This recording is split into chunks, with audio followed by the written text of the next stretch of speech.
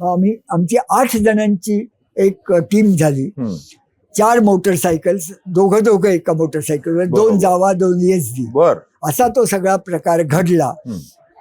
आणि सगळे आमचे 6 जण तर बँक ऑफ महाराष्ट्र मधले होते. मी नावही सांगतो.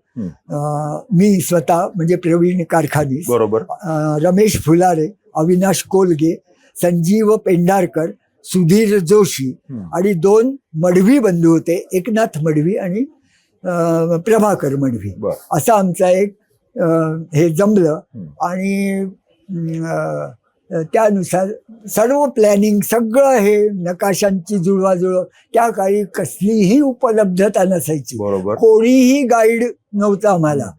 मुंबई सारख्या ठिकाणी सुद्धा कसल्याही काही माहिती किंवा त्या काळी ह्या गोष्टीच नव्हत्या. ट्रॅव्हल एजंट्स आणि फार कमी, रेअर. त्याच्यामध्ये मी वाट काढत एक एक गोष्टींचा, काहींचे व्हिसा वगैरे घेऊन असे आम्ही 8 जण निघालो. आणि मेन प्रश्न असा झाला की आम्हाला पाकिस्तानचा व्हिसा मात्र मिळाला नाही. अगदी खूप प्रयत्न केले होते मी, पण ट्रान्झिट व्हिसा ते देत नाही. त्यामुळे मग आम्ही दिल्ली अमृतसर फक्त 1 तासाचा मोटरसायकल घेऊन प्रवास केला, बरोबर घेऊन. आणि मग काबूल पासून, दिल्ली अमृतसर नव्हे, अमृतसर काबूल. तर त्यावेळेला आम्हाला काबूल पासून मग आमचा प्रवास सुरू झाला.